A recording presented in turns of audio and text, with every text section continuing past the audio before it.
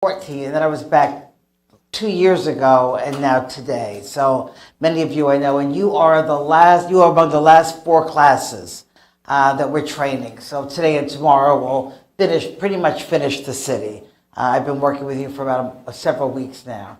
So a couple of years ago, we started with cultural competency. And last year, we focused a lot on workplace bullying and harassment. Today is kind of a review of a lot of that and adding something called implicit bias. So that's what today is going to look like. So, okay. On works. So I always use the same rules and guidelines and principles and ground rules for everything that I do. And the first one is to know that, remember that we're all experts in our own experiences. And what do I mean by that? You've all lived a life. You carry your life with you everywhere you go. I call it the tapes that play in your brain. I'm obviously old because I said tapes. So we carry that with us throughout our life, and that's how we interact with other people. So often we'll find ourselves saying, why do people respond that way? Why do they think that way? Because it's their experience. It's their life. So we want to learn to respect other people's experiences, values, and opinions because they're theirs. I ask that everybody speak for themselves, not for others. We tend to say we think, and there is no we, it's I think. We also have to remember that we can't ask other people to speak for their whole group, whatever that group is. And I very often hear people saying, why do the blanks think the way they do, whatever a blank is? And you can't ask any one person that. Be non-judgmental is a funny rule because we just are. So I always say we're going to working on being non-judgmental.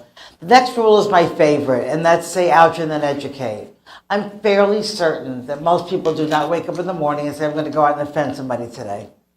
We do it because we say things that people find offensive, and typically we don't even know what we said. So wouldn't it be great if we could just say ouch? Ouch means I found that offensive, but educate means you got to tell me why. So I don't say it again to offend you or somebody else. Take risks. Today's your chance. This is your session. Anything you want to talk about today that's related to these slides, I am completely open to. And the last is to expect unfinished business. I've got a lot of tools in my trainer toolkit. I don't have a magic wand. So at the end of the morning, I can't dub you all culturally competent or bias-free or any of those things. We have to work on that, and we have to do that for ourselves. So I've been asking everybody, I'd like to know who's in the room. So I'm going to ask you to tell me your name, where you were born, and or where you grew up. How long have you worked at Palm Beach Gardens, and what do you do? We're ignoring the fourth question because it was just taking way too long, because some of us have to think way back to remember what our first job was. So we'll just do the first 3 questions. So it should go like this. My name is Barbara Cheebs. I was born in New York City, grew up in a little place called Englewood, New Jersey, and I've been in West Palm Beach for 28 years. And I'm still a native New Yorker, and I have the Jets jersey to prove it. I'm looking at this guy here who's got a New York cap, but it's the wrong team. It should say Mets. Shea Stadium is 62. And Chip, I lived in Corona, a stone's throw from Shea Stadium in those days. I've been doing what I do for the last 15 years. I've been in business for 10. And so I figure 10 years in business and still eating, I'm pretty happy. And that's who I am. So I never start with the people in the front row, because very often they're sitting in the front because they came late, and they would rather be sitting in the back. So I always start with the person farthest away from me. So back there. You just came in. For a couple reasons. I like to hear your voice at least once. And I like to set the stage for what diversity looks like. So we're born all over this country.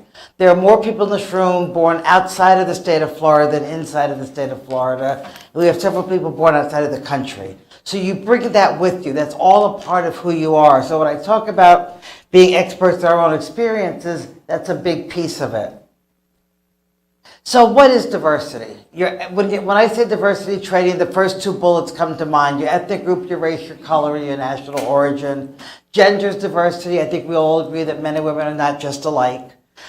Age is diversity. There are 5 generations in some workplaces right now. We have the senior generation that's over 65 and still working, either working later or retired and come back to work. We have the baby boomers, which is where I exist.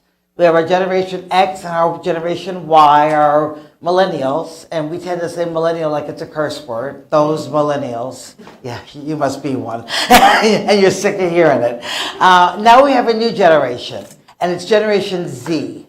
And they're born in 2000, so they're 18. They will be coming to the workplace this year. That's a lot of diversity in the workplace. We look at life differently. We certainly look at technology differently. I recently saw, somebody sent me a video that they gave a bunch of young people a rotary dial phone and said, make a phone call. And they went, what do I do with this? So we're very, very different. Older people tend to want to parent young people in the workplace. They don't come to work to be parented. They come to work for colleagues. Older people think younger people have no idea what they're doing in the workplace, and the younger people wish the older people would retire so they can prove they know what they're doing. So we've got a lot going on in the workplace. Religion, we go into a weekend and we make an assumption that we all did the same thing over the weekend, and we didn't. Some worshiped on Sunday, some Saturday, some Friday night, some for an hour on Sunday, some all day. So we come to, and some not at all. So we come to Monday with different thoughts about the weekend. Mental and physical ability. We have to know that the mentally ill are not just the people that we see on the side of the road with their belongings in a shopping cart. There are people with mental challenges in our midst every day that are undergoing some type of therapy or medication to stay balanced. We might not see that as diversity, but they clearly do. Physical ability.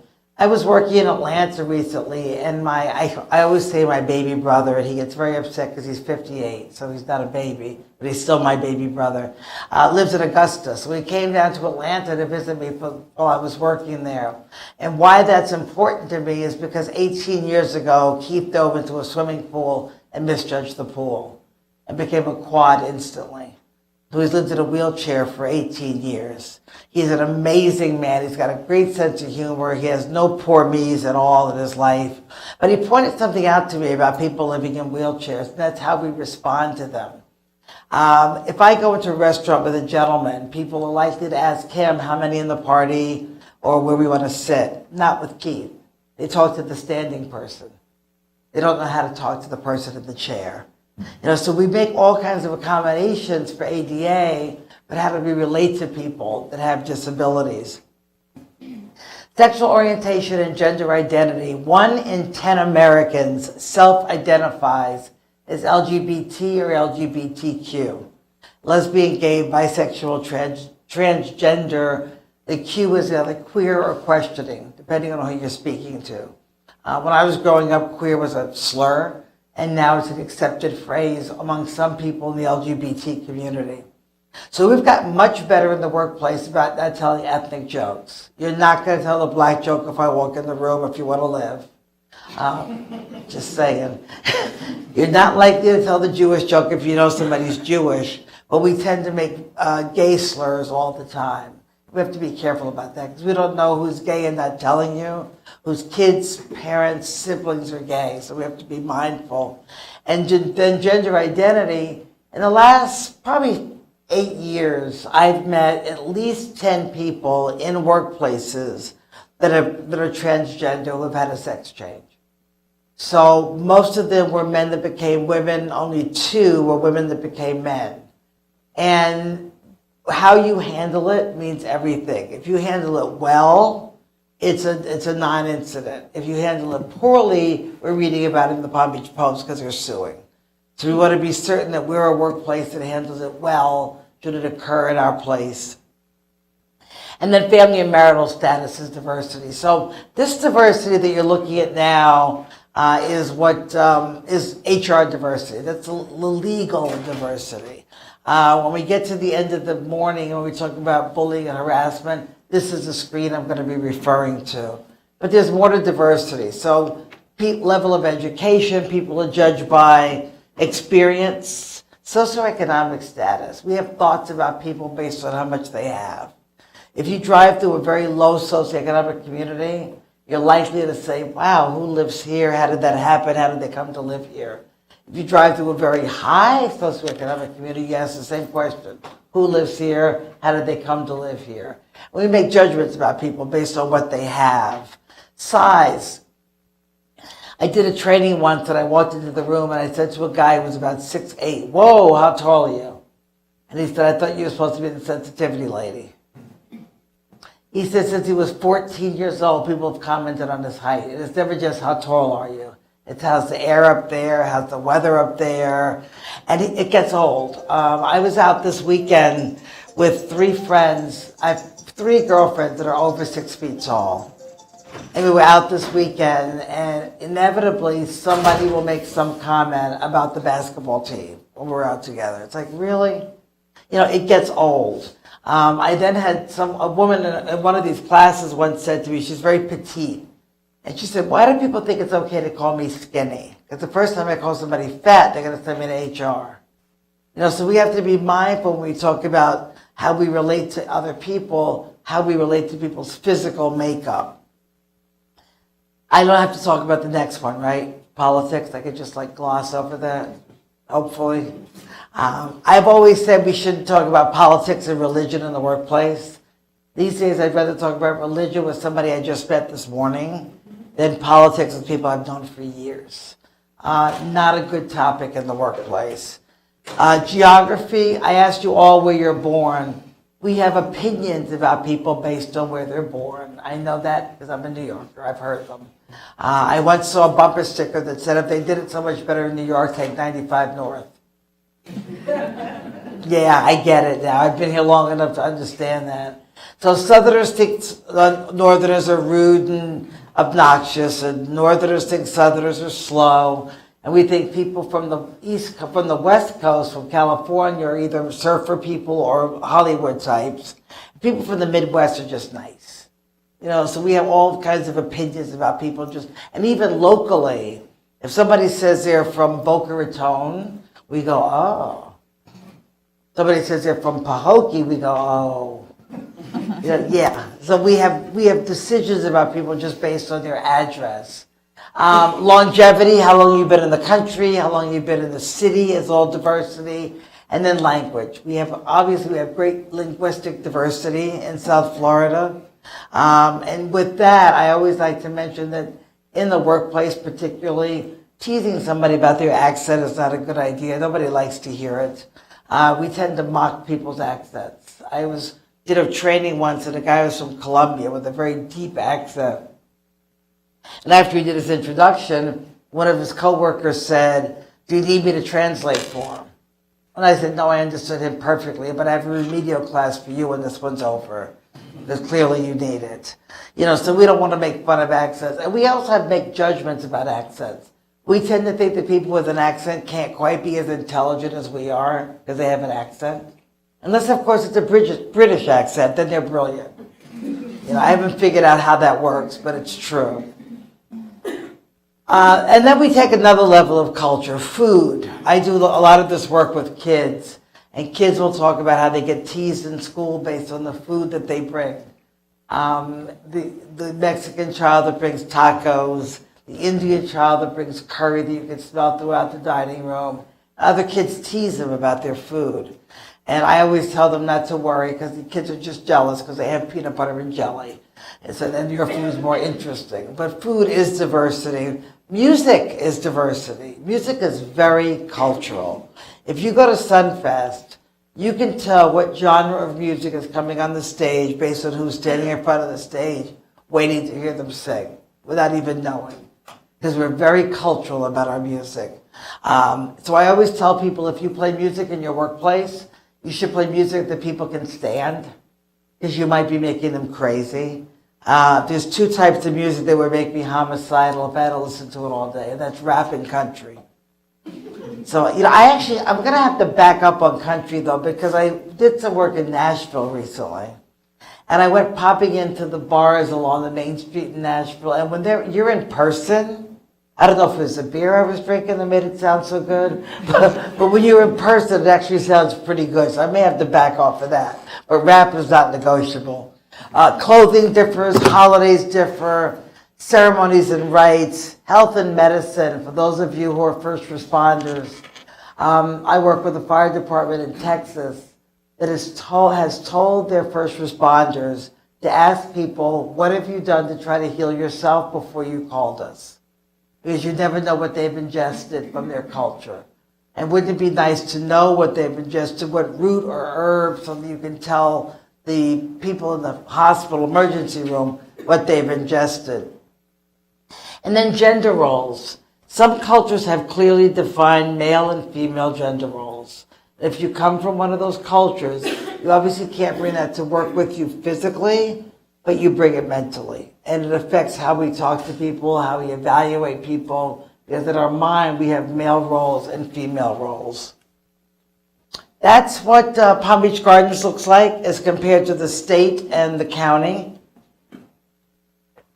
I always think it's important to look at what your community looks like. And in Palm Beach Gardens particularly, you have to remember that this is I call it your sleeping community. That's who lives here. But your daytime community is very different. You know, you've got a mall, you've got restaurants, you've got a lot of things that happen here.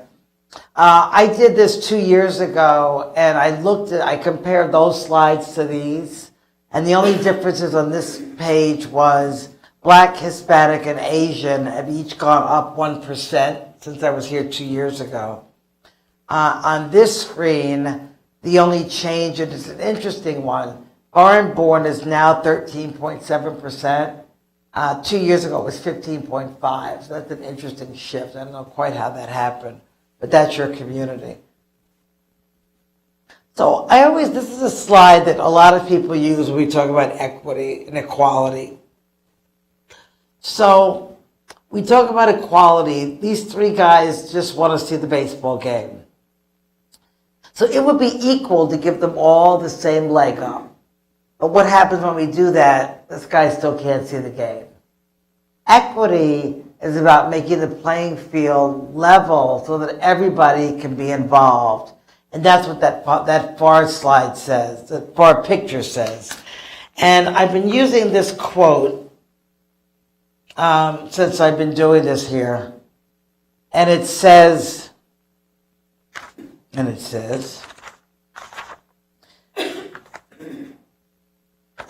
I'm sorry. Okay, so it talked about how initially we were talking about diversity. And now that we're more diverse, the conversation becomes about equity rather than equality. And it says in a workplace, equity recognizes that not all individuals start from the same place. Equity aims to provide opportunities for historically underrepresented populations of employees to have equal access to growth opportunities and networks that will help us close the gap from leadership levels to all aspects of institutional functioning. So how do we include, once we've hit the diversity levels, how do we include all of those voices to make sure that we truly have equity in the workplace? And that's something that that's evolving. So we're going into respectful communication. And obviously effective communications helps us understand people better. And what we want is a workplace where we can build trust and respect and have an environment that works well for all of us in the workplace. And so we're going to talk about what a respectful conversation looks like. In any conversation, there is a sender and a receiver. The sender initiates the conversation. The receiver is initially on the receiving end of the message. And obviously throughout that conversation, the roles reverse. So we're going to do a little exercise, and this side of the room are going to be senders. And this side of the room are going to be receivers.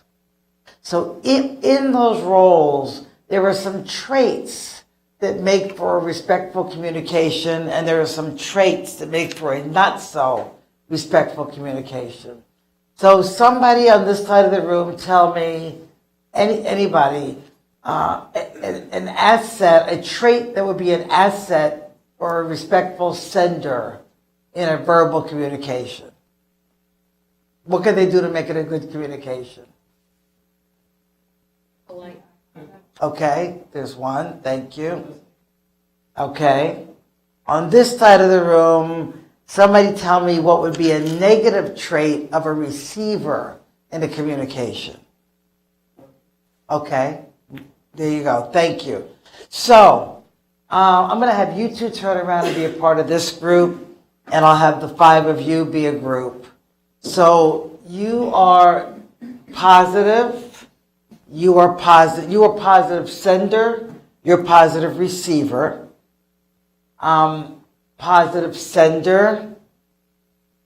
And why don't we have you spin around with these ladies and you, Julia, spin around with these.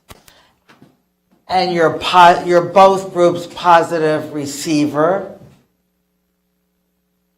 Positive, negative sender.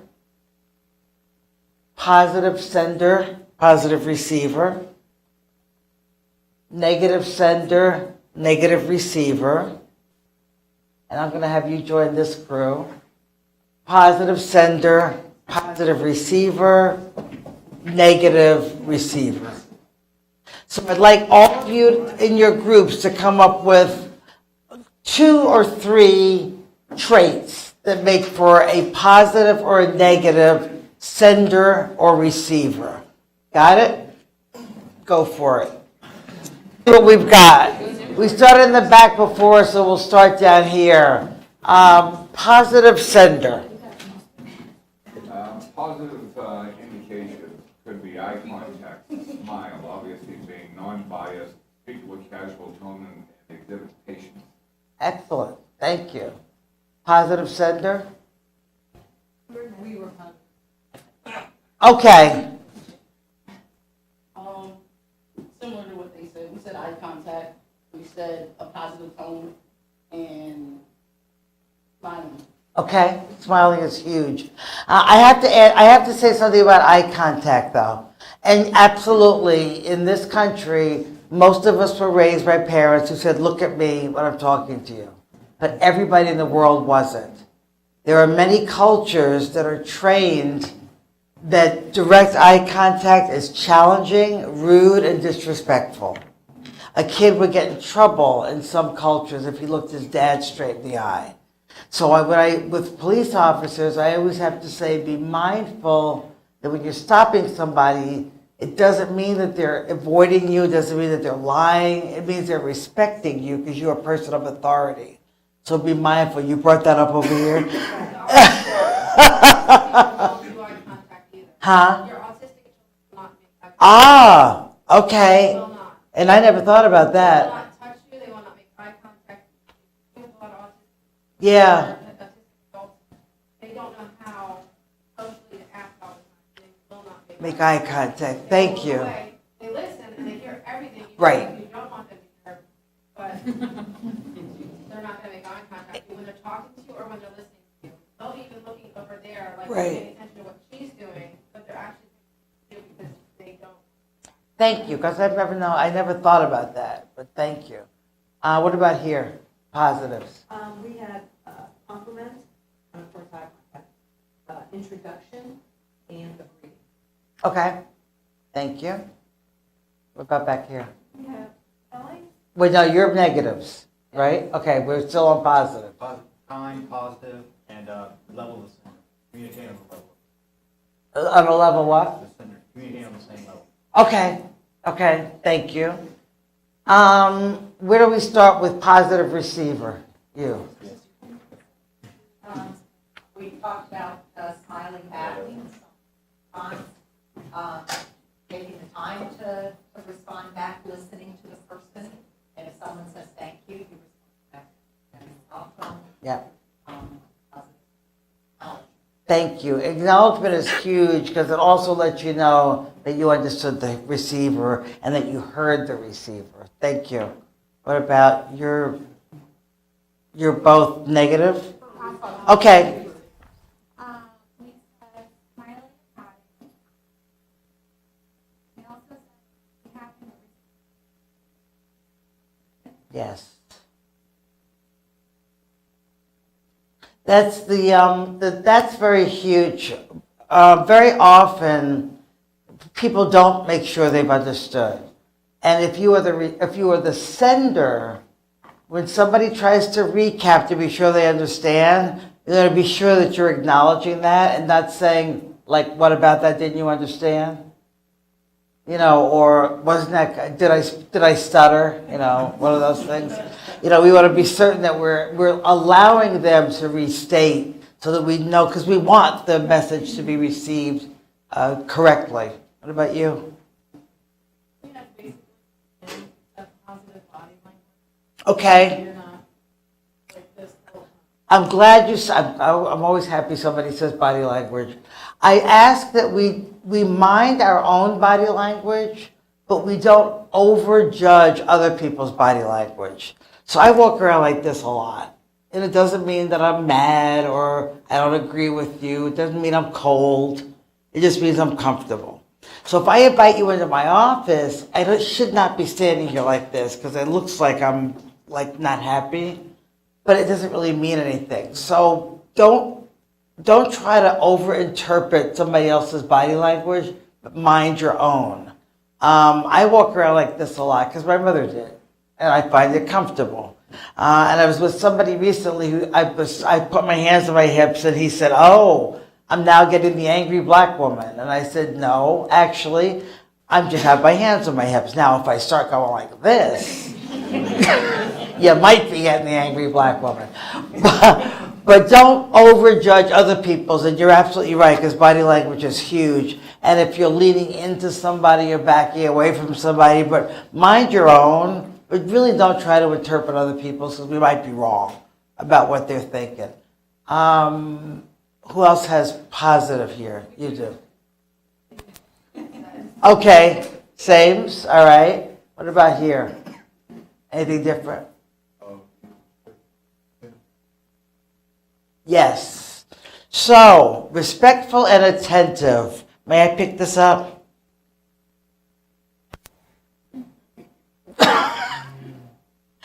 I was doing a training recently, and I just, in the front of the room, started doing this on my phone. And people were looking at me. I said, well, everybody else is doing it, so I figured I might as well also.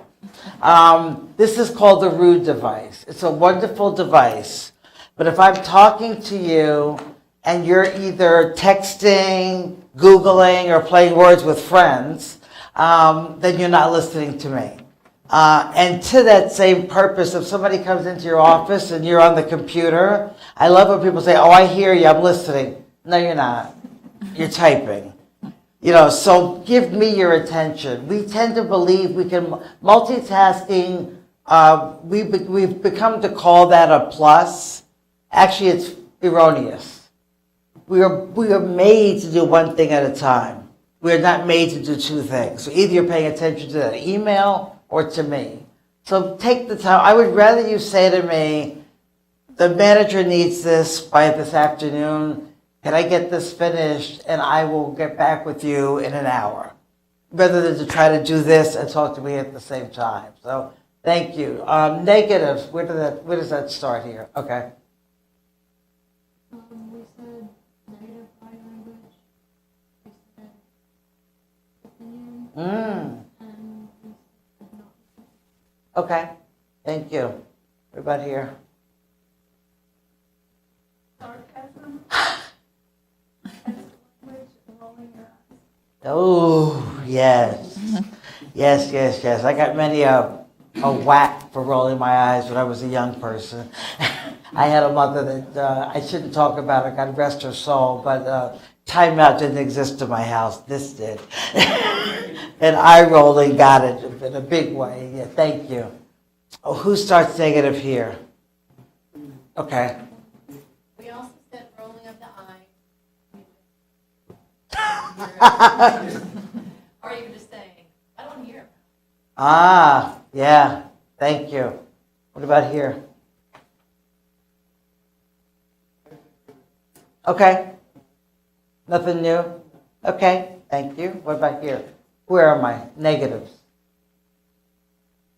Is there another negative group on this side? You were, okay. So you all got it. I mean, and we basically know what communication looks like. But we want to be certain that we're polite and courteous. And if I asked you all, you would say you're always polite and courteous in the workplace. And then I would ask, what about the day that, what's today, Wednesday? Somebody tells you, I need this by this afternoon. I asked you for it Monday and they really didn't, but they still need it by this afternoon. Polite and courteous can go out the window. On that 14th customer or patient or traffic stop or whatever interaction where somebody's rude to you, polite and courteous can go out the window. So we have to be really mindful about keeping polite and courteous. Avoid using jargon. You guys have a ton of acronyms. Yes, sir. What about a communication now through text and email? When you don't have all these, you can't see the person. One of the things I talk about with communication between text and email is that email does not have a tone of voice, neither does text. It has a tone of voice that we assign it. So we have this assumption that people are being, I can't believe she said it that way. Well, what way? She just said it. The other thing about text and email is we're not as polite. I would never walk into your office and walk up to you and start talking without saying hello. You do it in text and emails. You don't say hello. You just start with a message. So that's definitely changed our level of positive communication.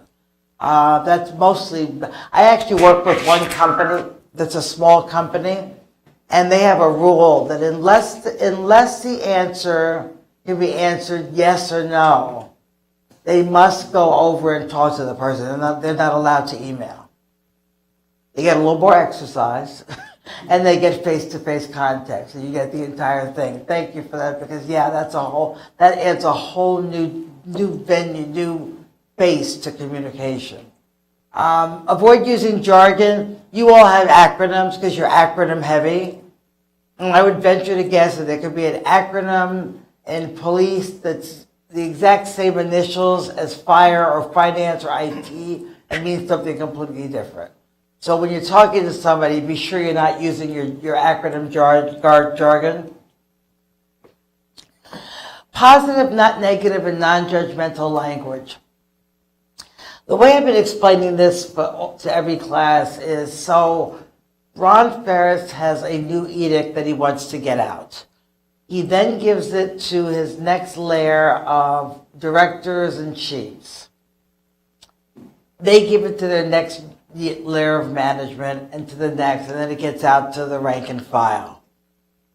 We tend to deliver information and hear information based on what we agree with or don't agree with, and that's how we give it to somebody else. So if you're, as people who pass on information, are not positive about it, that means that what started out as a great idea at the city manager, by the time he gets out into the field, it turns into, guess what we got to do now? Because we haven't been responsible about how we sent the message forward. So be careful about that. Be sensitive. Be cautious with your humor. We do not all have the same sense of humor. What's funny for some of us is not funny for all of us. And try to hear yourselves as others hear you. So we see things not as they are, we see things as we are. So who's right there? So it's a 6 or a 9 depending on how you're looking at it. And if we're looking at it from our point of view, it's not a number at all, it's just a squiggle. So how many times has somebody come to you in the workplace and told you something that they witnessed, and the other person told you what they witnessed, same incident? 2 completely different stories. So we don't always see things from the same direction.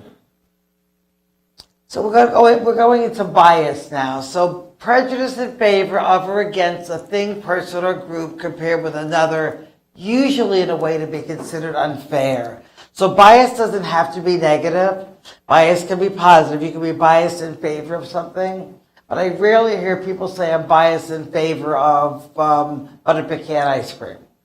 Usually when we talk about bias, we're talking about something that we're against. And that's how we're using it today. So I would like you all, you should have a piece of paper, a spare piece of paper on your stack. Do they? It's on the back. We can put it on the back of Okay, so you can use the back of something that you have. Don't use the back of your certificate. I would like you to draw the 9 dots that you see on the screen. If you know this exercise, if you need a pen, Alana has some up front. Feel free to use your crayons.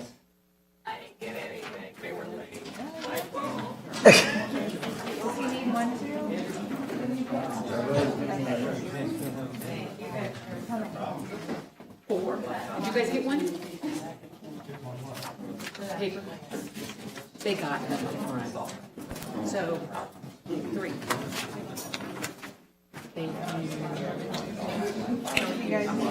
So if you already know this, We need a pen. if you've seen this before and you already know it, please keep it to yourself. Let your neighbors figure it out.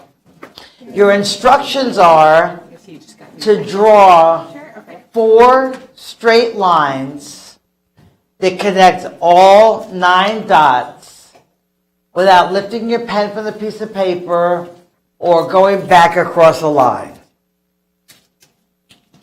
So again, connect all 9 dots using 4 straight lines without going back across a line or lifting your pen from the piece of paper.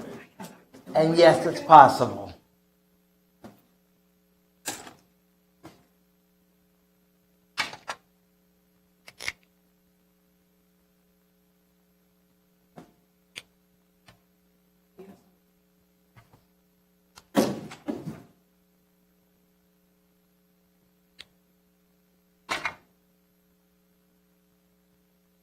I'll give you your first hit.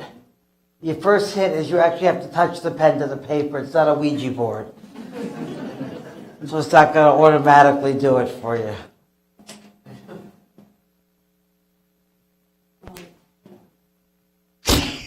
You got a bunch of lines, dude. 4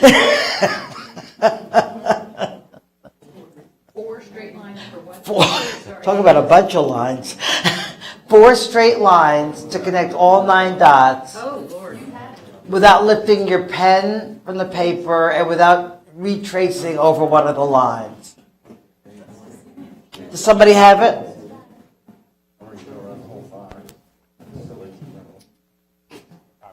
Everybody, 5 lines is easy.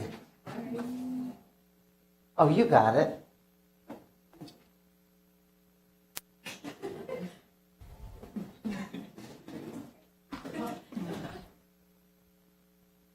I can never remember how Forgot to do to tell you this. right there. Is it really, even now? I know.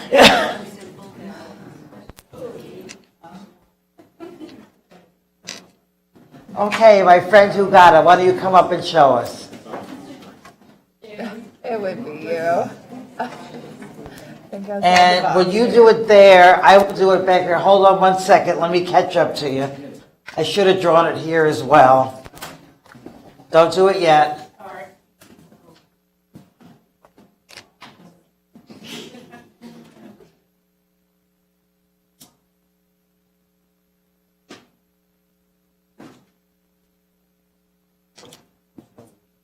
Okay, so we'll both show you how to do it so you can see it in 2 places. And go for it. Down here, out here, here, and there. Gotcha. Outside the box. So, thank you. I always need one other person to be able to do it. I was going to have Alana do the other one, but she's not ready yet. So, I didn't, no, I crossed a line. I didn't trace back over a line. So, many of you said that I did what? That you didn't do? Outside the box. Outside the line. Outside the box. So, I have a question. What box? I don't see a box. I see 9 dots. You created a box. We create boxes all day, every day. And you know what we do with those boxes? We put people in them. And once we put them in, then we don't let them out. And that's our bias. And not only do we put people in boxes, we put groups of people in boxes. Earlier I said those millennials. We've got those millennials in a box.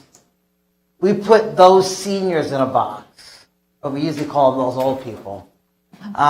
We put ethnicities, races, genders, men are from Mars, women from Venus, boxes. And we put people in boxes all day long, and the sad thing is, once we put them in those boxes, we're really hesitant to let them out of the boxes. You know what I'm looking for, right?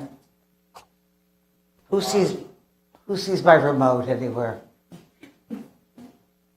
Ah, way back there. Thank you, sir. See, you are the Swiss Army knife. So we're going into explicit and implicit bias. So we all have biases. I used to say, raise your hand if you don't have a bias.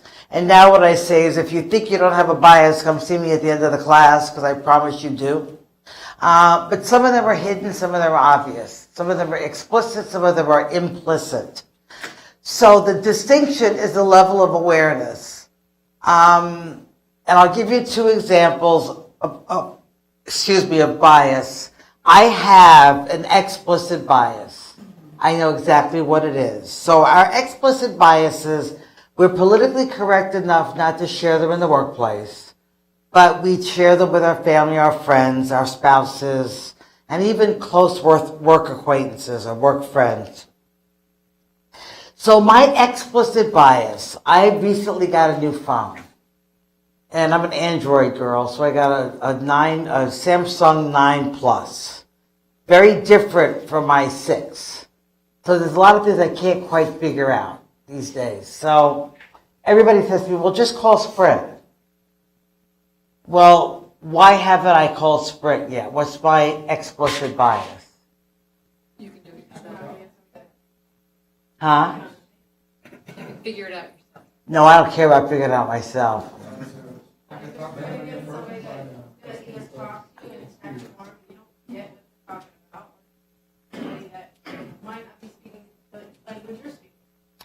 I'm going to get a guy who lives someplace on another continent. And he's going to say, good afternoon, ma'am. My name is Paul. And I know darn well his name's not Paul. So we started out the relationship with a lie. That is my explicit bias. Is it right? Biases are never right. Is it fair? Absolutely not. So I have to work on it. I literally, when I make that phone call, I have to breathe deeply. I'm not going to ask for somebody in America. I refuse to do that. Which I know you can, but I don't. So I listen. I try to work through it. Those are explicit biases. We're very aware of those. I will give you an implicit bias. I have a colleague who was interviewing women to be a receptionist in her company. She interviewed 7 women in a day. She got home that evening, and she was looking over the applications. 2 of the women she had no notes on. And she couldn't figure out how. You always write something down about people you interview, some notes someplace. Nothing. So she replayed her day, and she tried to picture those 2 women, and finally she did.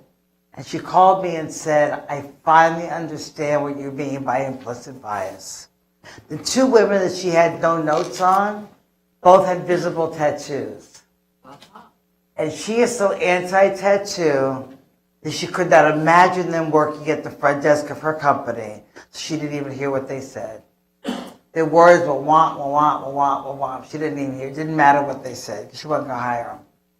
So if you can do that about a tattoo, we can do it about age, gender, race, religion, accent, size, weight.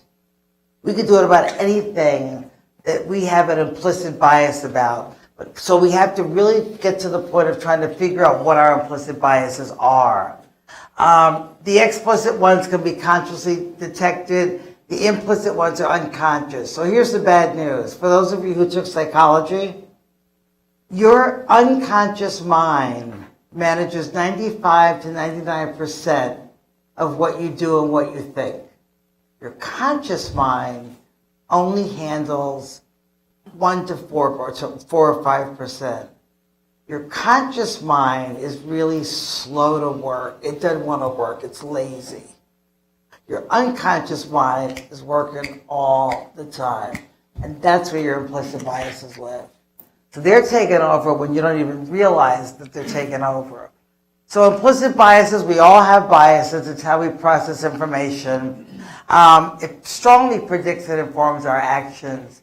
And imagine taking your implicit biases, people's explicit biases, adding that to institutional forces. How will we ever have equity? Because we've put so many people in a box that we won't let them out, that we're never going to get to equity.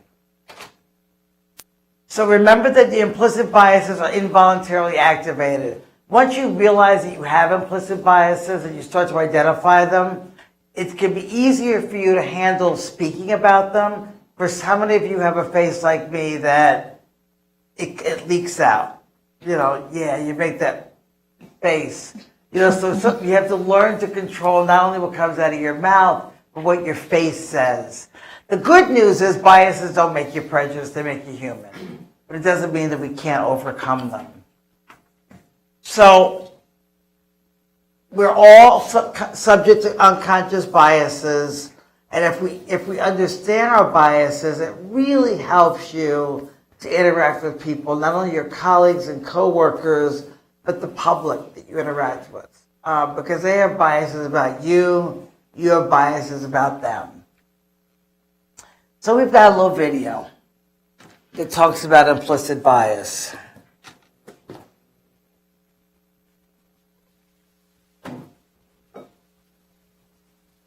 You want to enlarge it. You see this and you wonder, did he lose his keys or is he blatantly stealing that bike? In broad daylight, he hammers and then saws on the chain. When that doesn't work, he pulls out an industrial-sized bolt cutter, and when he's asked, he messes up. You lost the lock? No, not exactly. But he's not a real thief. Justin Kelly is an actor, and our hidden cameras are rolling. What happened? Nothing. I can't get through the lock. I mean, I know it's weird, but you wouldn't happen to know whose bike this is. No. Alright, good. Thank you. It was odd that somebody had all that equipment. But you didn't do anything. No? That's true. That's the bottom line. Lots of people stop and stare. A few even question the actor. That's what I have to ask. Is that your bike? I guess technically no. Okay. Okay. Bye. Good luck. In over an hour, about 100 people pass by. Only George and Arlene try to stop him. Some tell us they plan to call the police later. Others say they're scared. Keep moving. This woman and her friends give our thief the benefit of the doubt. When we ask why, Lisa Washington tells us first impressions matter. I remember thinking young white men don't usually carry burglary tools. So we all make assumptions, huh? Yeah. I'm thinking maybe he works for the park. We replace our white thief with this young man, Madlock. Remember, both actors dress in a similar way and are about the same age. Is that your bike? Nah. Then what are you cutting the chain for? Right away. Right away, somebody yelled. Wow. Within seconds, another person confronts our thief. Is that your bike? Technically, it's not, but it's gonna be mine. More people converge. Is that your cell phone? Will you call the police to steal information? Are you taking that bike? Is that your bike? No, it's not, sir. Oh, why are you doing that? Is this any of y'all bikes? Is this your bike? No, but whoever's it belongs to someone. To who? But not to you. And sure enough, one man whips out a cell phone to call 911. Now, there's someone taking a bike here. Our actor triggers more reaction. Some people are even snapping pictures for evidence. I got you. Guys, stay on the bike. Whose bike's over here?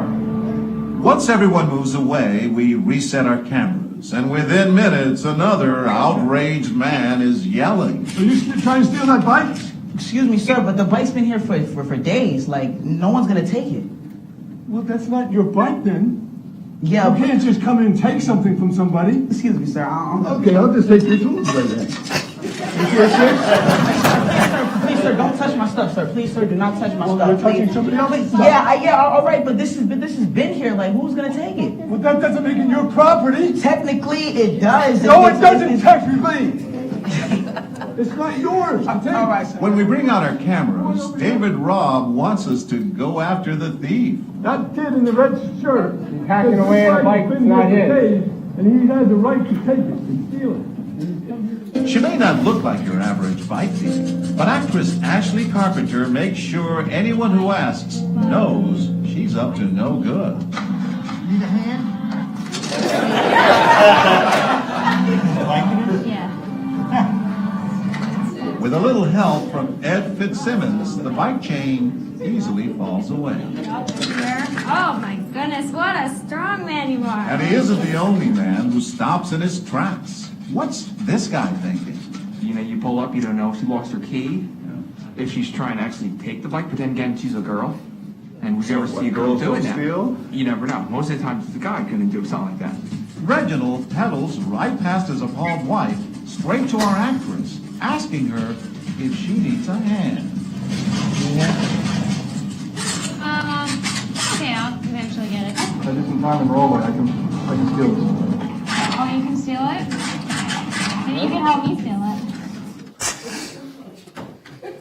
it. So I always figure that Reginald is looking for a place to live right about now. So when we look at that, our biases are so deeply rooted. I mean, the black woman said, young white boys don't usually have burglar tools. That's her conditioning. Ashley can go down here to the Gardens Mall and she can steal all day long and nobody's looking at her. Because when we see blondes on TV, they're associated with going on vacation and beauty products, and she's pretty, so you're not looking at that. You see poor little Matlock all day long stealing something. So we see the same video over and over and over. So where do our implicit biases come from? Life experience, absolutely. They are life experience, they are your family, they are your friends, they're things you've been told, but they're social stereotypes and accepted stereotypes. And stereotypes pretty much come from experience. But they're fed every day by the media. Every single day. As I said, you'll see a picture of Matlock every day, or Madlock every day stealing something. If there's a police shooting in this country, by midnight you'll think there were 42 shootings. Because you see it 42 times. So we believe what we see on TV, unfortunately, and that feeds our biases. I was in an airport recently. I spent a lot of time in airports, sadly. It's not sadly because I'm working, but sadly because travel lately has been so crazy that I spend more time in the airport than I want to. But a guy said to me recently, "Aren't you nervous when they fly?" I said, "They who?" He's like, "Them." I'm like, "Who are you talking about?" "The Arabs." I look over, I go, "He's Indian." He was wearing a turban. He said, "Oh, same thing." No, not the same thing. So we make assumptions, and back to my boxes, we put people in them. I do a lot of work with West Palm Beach Police, and I have a project called Kids and Cops. and it's West Palm Beach Police and kids along the Tamarind Corridor. So my work there is to not only make the police understand that every one of those kids is not a thug, is not Matlock, but I also have to make the kids understand that every cop doesn't hate them. You know, because we put these things into our brains. I was training, the reason I was in Watkins Glen is because I do this exact same training at 12 NASCAR tracks around the country. My client is International Speedway Corporation, and they own 12 tracks. So I do this training all around the country for them. And I always say to them, what do you think people say when I say I'm coming to train people at a NASCAR track? What do they say? What do you think? Aren't you lucky? No. Most people don't say that. Most of them say they're a bunch of rednecks. Oh. That's what most people say. And when I was going to Watkins Glen, somebody said, oh, you'll have to, and last week I trained at Talladega track, which they really say that about the folks in Talladega.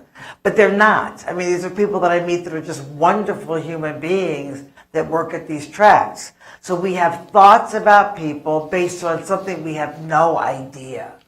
So we categorize people based on our beliefs about groups or classes, and we get these ideas through culture, through the media, and through our experiences. Now, when we look at our experiences, one of the things we have to realize is if I have a negative interaction with a type, whatever that type is, today, tomorrow, and the next day, I have to be really careful that on Sunday or Monday, when I interact with that same type of person, that I don't say, oh, he's going to be just like the rest of them. You know, how do we let number 4 be an individual?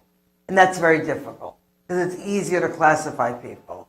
If I'm driving down 95 in the fast lane and somebody's driving 45 miles an hour in front of me, what's my first thought? That they're old. Now, the older I get, I shouldn't be saying that anymore, but I still do. And they could be 17, you know, and nervous. Or at they're 17, they may be texting, yes. So we have these thoughts about people, and it's all based on something. So in employment, it goes throughout the employment process at many stages. There were studies done. One of the colleges did an experiment. They took, I want to say, 1,500 resumes and applied for 500 jobs. And the resumes were identical. And they split them down the middle. Half of the resumes had names like Emily and Greg, or first names. The other half had like Shaquita and Jamal.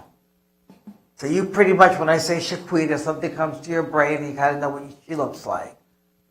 Emily and Greg get 50% more callbacks for every job, and the applications are identical. The resumes are identical. Same college, same references, same work experience. Now, am I implying that these are all white HR directors? Absolutely not.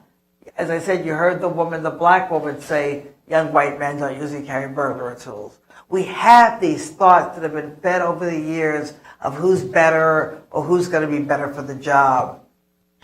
It can impact the everyday interactions you have between people that you work with, and it can impact your key decision-making points, unfortunately.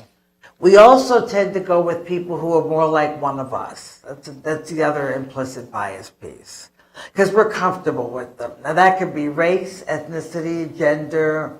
It could be, I relate well to New Yorkers, because that's who I'm used to, where some people might not.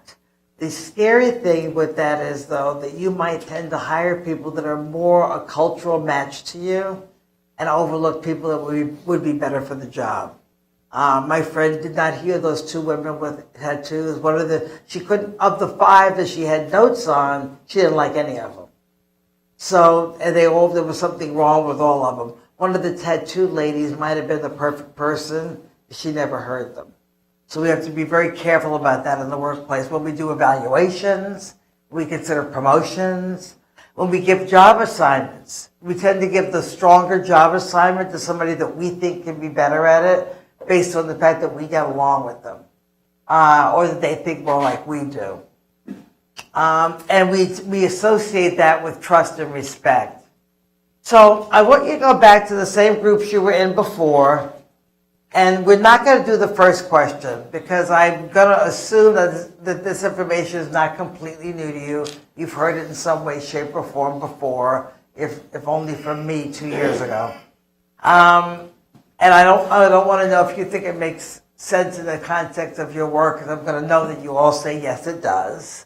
So what I'm going to ask you to do is in your groups, come up with at least one way that your implicit biases could show up in your everyday work. And when you get with your group, you might be from different departments, so you may come up with two. Or you can decide on which one you want to report, or which two you want to report if you have two. So go back to your groups and look at how your implicit biases might impact your everyday work. Go for it. Human. So we have to be motivated to control it. We have to be aware of the potential. Take time to consider people's characteristics individually before you put them in one group. When we talk about debiasing, trying to repress it doesn't work. You can't say, I'm going to wake up this morning and not be biased anymore. That just doesn't happen. You have to acknowledge your own bias. You have to construct new mental associations. And you have to spend the attention and time that it takes. And it's going to vary based on how motivated you are. What I want you to think about is that the bias is distinct from conscious motivation. We all have biases due to our cultural experiences and exposures, and we can change it based on our education and exposure. So the next piece I'm going to do, and the final piece I'm going to do, is around conflict. Actually, it's not the final piece. Wow. You all have this in front of you. And I'm going to ask you to take a look at this and pick the picture that is and the word below the picture that it comes as close to you when you think about conflict. Which one of those is you? Conflict is like. Which is it like for you?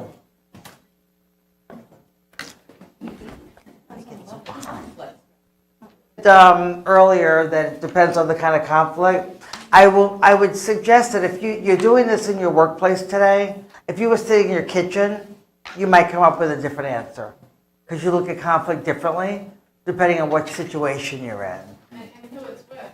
Right now, Roxy and my husband, Storm is on the So, okay. depends on the conflict. I'm like, I can't pick one. I'm like 5 of these right now. And that's fine. That's fine. But when I did it with your supervisors and managers, we also did another sheet that was a 2-page survey of how you manage conflict. And it depends on what the conflict is, and we can flip from one way to another from time to time. So I would de-escalate it. Don't avoid it, because it's going to come back. It's not going away. Try not to be defensive. Try not to generalize. Try to see both sides. Stop playing the blame game, because typically in a conflict, there's two people that are wrong or have something to do with it. You know, it's typically not totally one-sided. Don't avoid the need to be right. Don't attack people's character. Deal with the situation, not who you think they are. Don't stonewall. And the one I didn't add to this list that I should have was don't bring up past conflict. Deal with what's happening now, not last week or 3 weeks ago or 3 years ago. So we're going, for the last piece of this, quickly through workplace bullying and harassment. And this I need to read. It says, conduct of an employer-employee in the workplace with malice that a reasonable person would find hostile, offensive, and unrelated to an employer's legitimate business interests. Both bullying and harassment are abuse or misuse of power, and bullying is psychological violence. There's a very fine line between bullying and harassment. Very fine. They're very similar. The difference is the reason for the behavior. If you remember, there was a screen a while back at the very beginning I said for you to remember, and that was race, ethnicity, gender, sexual orientation. If those things are involved, it becomes harassment because those are the legal issues. It can be harassment or discrimination. If those things are not involved, it becomes bullying if it's bad behavior. And HR has asked me just to let everybody know that one of the reasons for doing this is that the governor of Florida put into place this year that every entity that works with the public, I lost that page, must train as a matter of practice to demonstrate the city's ongoing commitment to prevent and maintain a safe, respectful, and professional work environment. So this is something that every city or government entity has to do. Victims of harassment have external places. They can go to EEOC, they can go to Florida Commission on Human Relations. If you're being bullied, there's only one place you can go, and that's HR. Does everybody realize that supervisors are capable of bullying subordinates? Does everybody realize that subordinates are capable of bullying supervisors? Happens every single day. I know people, I've never worked, particularly in a city or a government entity, where there's not some subordinate who's bullying a supervisor, so they can always get the best shifts, they get exactly what they want, and in many cases, they should have been fired a long time ago, or they have successfully bullied the supervisor into never writing them up, so nothing's going to happen. Coworkers can bully one another. Employees can bully residents or guests, and I'm sure you all realize that residents and guests can bully you. What's it look like? Repeated or excessive name calling, teasing. Many of you have given your colleagues nicknames when you started working with them. Yeah, they may or may not like those nicknames, and you don't care. You keep calling them that nickname. I would recommend that people call people by the name their parents gave them, so that we don't insult people by nicknames that we make up. Cursing. So I spend most of my time in front of a room, in front of people. So I spend most of my time trying really hard not to speak the way I speak at home. It ain't easy. But if I can do it, you can do it. So we have to be mindful of the language that we use, because people do not have to put up with our foul language. Criticizing people, its external appearance, criticizing job performance of somebody who does not work for you. If my job performance is adversely affecting yours, and I don't work for you, you should take it up with your supervisor or mine, not with me. If you see that my job performance is adversely affecting the city, the city's reputation, you should take it up with your supervisor or mine or HR, not with me, because I don't work for you. Be the butt of people's jokes. I'm sure that some of you in this room, I won't ask you to raise your hand, but consider yourselves like I do, as just a little bit sarcastic. So that sarcasm can sting. You know, we walk away and leave a trail of upset and not realize it. It's kind of like earlier I said we don't all have the same sense of humor. We don't all acknowledge sarcasm the same way. Third-party bullying or harassment. So what I'm looking at there is if we've been working together for years and we understand one another perfectly, we can make all kinds of jokes about each other, age, race, whatever, religion, and we tease, and we get it, that it's teasing, and none of us are offended. And Julian comes to work with us, and she's offended. She gets to report it, and she gets to tell us to stop, because that's called third-party bullying or harassment. Spreading of gossip or rumors. If the rumor's about the city, and you've heard that the city is going to give the fourth Wednesday of every month a furlough day, and you want to know if it's true or not, who should you ask? Supervisors, HR, city manager's office. Asking one another is just perpetuating a rumor. If the rumor's about me and you want to know if it's true or not, you should ask me. If you think I'm going to think it's none of your business, it's probably not. But we don't want to discuss it with 20 other people. And intimidations or threats, and what does that look like? Being shouted at or humiliated. You know, I tend to be very loud, but I have to realize that loud does not mean yelling. I don't get to yell at anybody that works with me or for me. Being the target of practical jokes.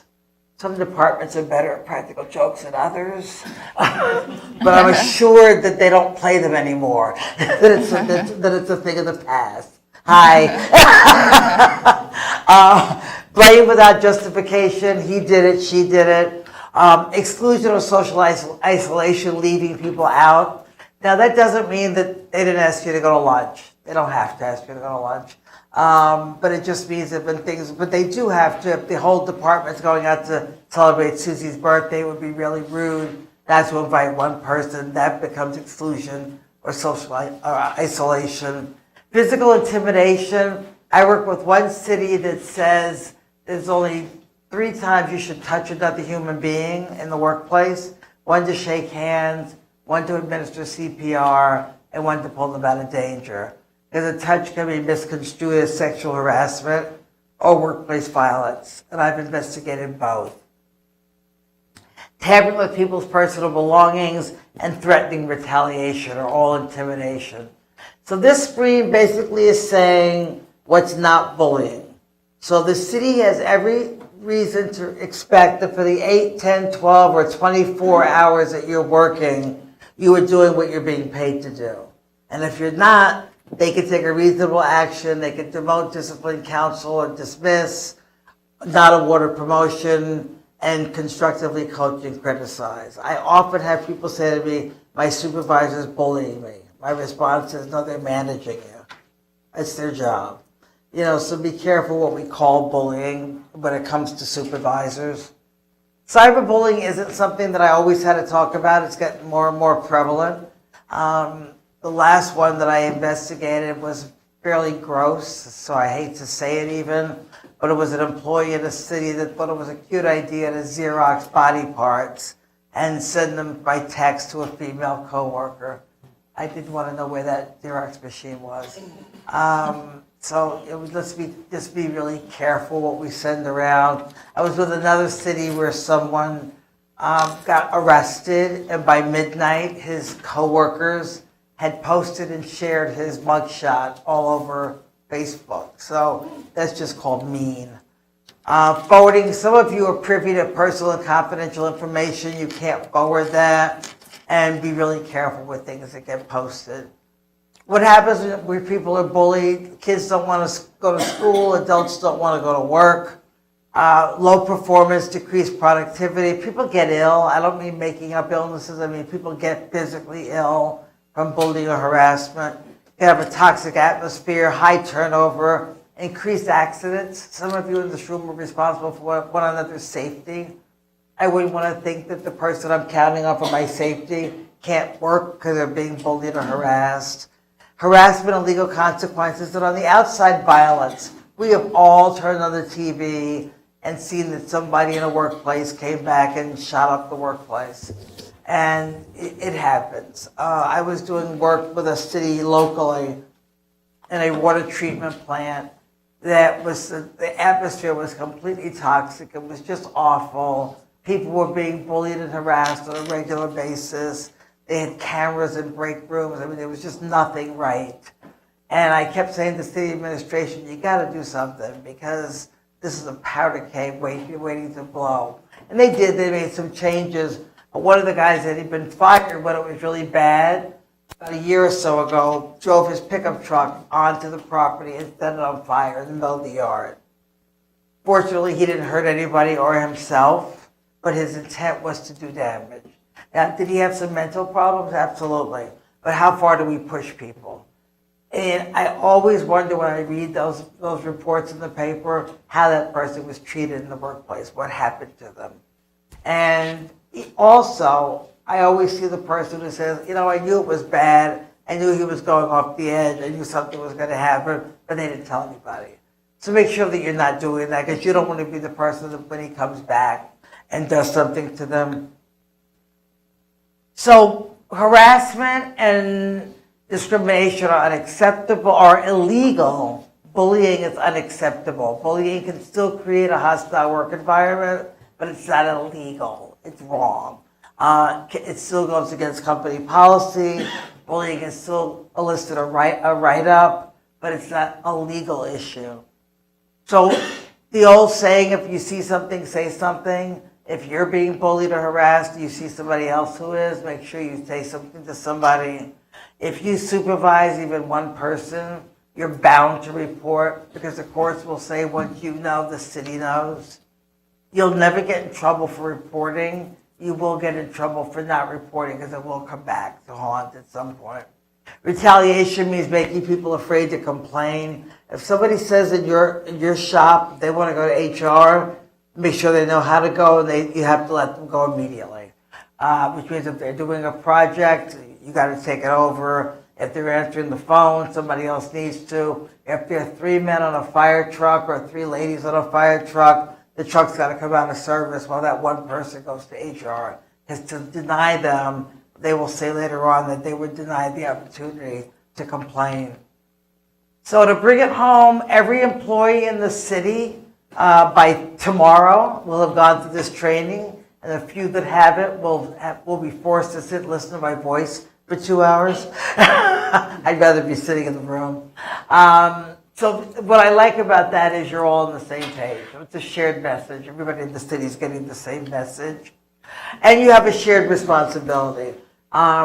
Good communication at the city and having a respectful workplace is not up to HR or the city manager. It's up to all of us. It's all of our responsibility to come together. And with that, I thank you. One last bit right up here on the corner of this desk on your way out. And thank you for playing.